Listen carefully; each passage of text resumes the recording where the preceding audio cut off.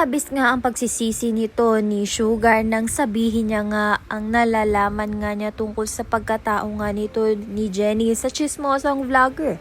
Dahil nga nagkagulo sa birthday party nga nito ni Jenny na imbis nga maging masaya si Jenny ay natakot nga siya dahil nga kumalat ang katotohanan na anak siya ni Dio at kinumpirma naman nga ito ni Minchi. Kaya naman nga in-interview nga siya agad ng mga media at ito ngang si Megan.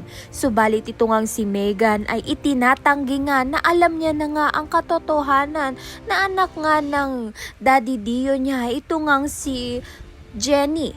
Dahil nga mas nauna pa ngang nalaman ni Megan na anak nga ni Dio ito ngang si Jenny. Dahil bago pa nga lang nalaman ni Jenny na anak nga siya nito ni Dio at isa nga siyang halari.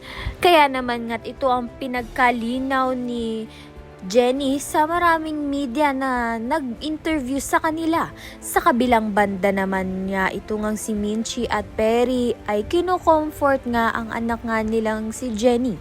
Kaya naman nga tiyan at iba pa ang dapat nating pakaabangan. Maraming salamat sa iyong panonood.